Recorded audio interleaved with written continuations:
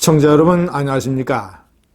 북한에 억류됐다가 심한 고문을 받고 혼수 상태 끝에 미국에 돌아왔다가 사망한 오토 원비어 군, 미국의 비극적 대학생 원비어. 원비어의 유태인 부모가 북한의 김정은 정권을 상대로 벌이는 복수극이 전 세계 외교가의 화제가 되고 있습니다. 특히 그가 오토 원비어 부모는 오하이오주의 부유한 유태인 가문 출신입니다. 웬만한 주지사들과는 직접 통화할 수 있을 정도의 어떤 정치적, 경제적 영향력을 가지고 있는 인물입니다. 그가 미국 내, 그리고 또 미국 내의 이 정치, 외교, 경제, 유대계 인맥을 동원을 해서 김정은 정권에 대한 보복극을 차곡차곡 벌이고 있습니다. 저는 오늘 제가 이 동영상을 준비한 이유 중에 하나는 이것이 이 나태해지고 나약해지고 흐물흐물해진 한국인들에게 중요한 하나의 교훈이 되고 있다. 우리가 북한에 대해서 김정일, 김정은 독재 정권에 대해서 원비어 부모의 10분의 1만 했어도 아마 북한의 급변 사태는 벌써 왔을지 모른다. 이런 말씀을 드리고 싶습니다. 자, 원비어 부모는 어떻게 복수를 할 것인가를 생각을 하다가 북한 정권의 돈줄을 쥐어야 되겠다라는 이런 계획을 세웠습니다. 자, 그래서 일단 미국의 법원으로부터 원비어, 맏아들이죠. 원비어가 거의 정말 충격적이고 비극적으로 죽은 것에 대한 북한 정권의 5억 달러 배상 판결을 받아냈습니다. 원비어는 2015년 말에 북한에 여행했다가 호텔에서 북한 체제를 홍보하는 포스터, 그 포스터를 그냥 이 기념물로 가지려다가 절취했다는 죄목으로, 체제를 교란시키려고 했다는 죄목으로 억류돼서 심한 고문을 받았습니다. 1년 반 후에 북미 간의 협상 끝에 일단 미국으로 돌아왔는데 그가 실려온 비행기가 미국에 도착했을 때 원비어의 가족이 비행기에 올라탔을 때 그 원비어의 여동생이 원비어가 동물처럼 울부짖는 소리를 견디다 못해 비행기에서 뛰쳐나왔습니다.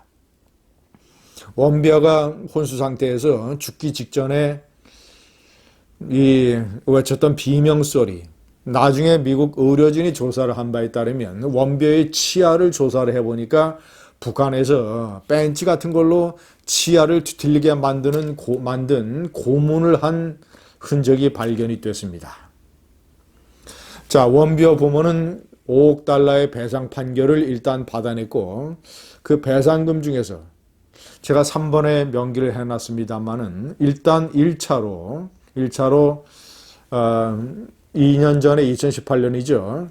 유엔의 대북 제재로 미국에 압류되어 있던 북한의 석탄 운반선, 이것을 미국 정부가 압류를 해서 매각을 했는데 그 매각 대금의 일부를 5억 달러 배상금의 일부로 받아냈습니다. 그것이 1차.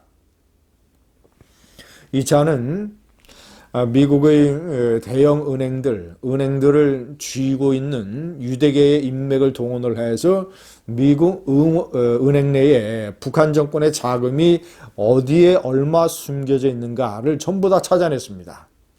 그래서 최근에 2,379만 달러가 있다는 것을 알아내고 이것의 압류를 추진하고 있습니다. 미국 법원은 은행들에게 저 계좌의 소유주가 누구고 소유주의 주소가 누구고 액수 이런 세세한 정보를 원비어 부모에게 제공해라 라고 판결을 했습니다. 자, 이제 뭐 저 액수를 그대로 이 원비어 부모가 받아내는 거 이거 쉽지 않습니다. 2,379만 달러면 약간 290억을 좀 넘습니다.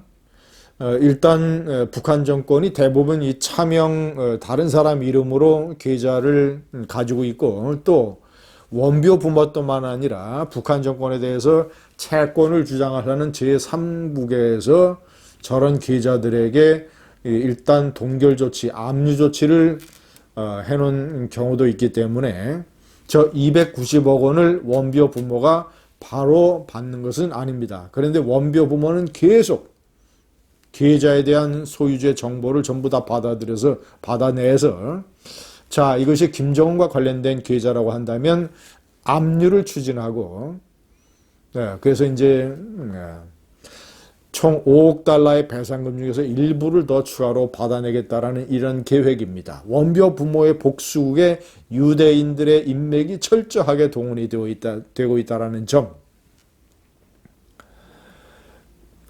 시청자 여러분, 이런 경제, 금융뿐만 아닙니다. 외교 쪽에 또 압력을 넣어서 독일 베를린에 있는 북한 대사관이 북한 대사관 부지 내에 운영을 하던 호스텔, 그러니까 호스텔을 운영을 해서 외화 벌이를 한 것이죠.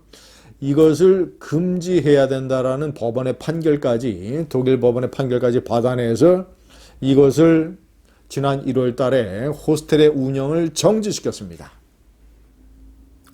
그러니까 1차, 2차, 3차의 보복국이 진행이 되고 있는 것이죠. 시청자 여러분들, 이 유대인들의 이 보복, 이 작전, 보복 결기라고 하는 것은 특히 유명하죠. 제가 대표적으로 두 가지 사례만 말씀드리겠습니다. 1972년 독일의 뮌헨에서 열렸던 올림픽에서 팔레스타인의 테러 단체 검은 9월단이 이스라엘 선수촌을 습격을 해서 전부 11명의 인질을 가지고 이제 이 테러극을 벌였습니다. 그런데 독일의 경찰이 진압을 해서 그 테러범들도 대부분 사살되고, 그리고 11명의 이스라엘 선수, 코치 이런 인질들이 전부 살해됐습니다. 자, 이스라엘은 그때서부터 이 뮌헨 올림픽 테러에 관련이 있는, 책임이 있는 이 팔레스타인의 주모자 11명의 명단을 추려서 차례차례 제거해 나가는 작전을 실시했습니다. 끔찍하게 이것이 보복이라는 것을 명백하게 알리기 위해서 전화기에 부비 트랩을 설치를 해놓거나, 아니면 차량에 폭탄을 설치를 해서 차량 폭발로 죽이거나, 이런 식으로 해서 11명 중에 9명까지를 다 죽였습니다. 그 유명한 스티븐 스필버그의 영화 윈웬으로 다 이 촬영이 된 것이죠. 그리고 아돌프 아이만, 유명한 이 히틀러 나치군의 중령, 가스실 운영에 상당히 책임이 있었던 이 사람이 제2차 세계대전 이후에 아르헨티나로 도망가 있었는데 10년 동안 추적을 해서 아르헨티나에서 잡아와서 이스라엘의 법정에 세워서 사형을 구형을 했습니다. 시청자 여러분, 저는 중앙일보 논설위원실의 시절에 여러 차례 그런 글을 썼습니다. 2010년 연평도 북한의 도발 때 이명박 대통령이 이 국민들이 돈을 주고 한 대에 1,000억 원짜리 F-15K를 동원을 해서 미사일을 쏴서 북한의 이 천안함 도발에 책임이 있는 북한의 잠수함 기지라든가, 아니면 해주에 있는 북한의 전방 군단 사령부, 이런 거를 연평도 때 명백하게 제한적으로 복수의 공격을 가했더라면 이것이 엄청난 북한 체제의 충격으로 왔을 것이다. 그렇다면 그때 취약한 김정은 정권에 급변 사태가 발생했을 가능성도 대단히 높다.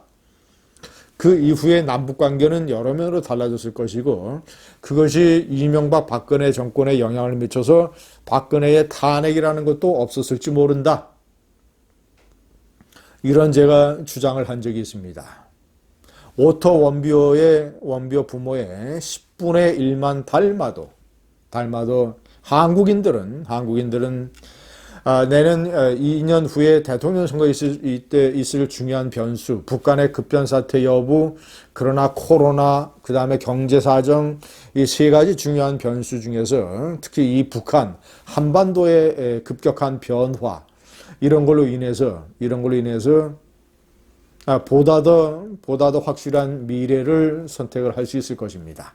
감사합니다.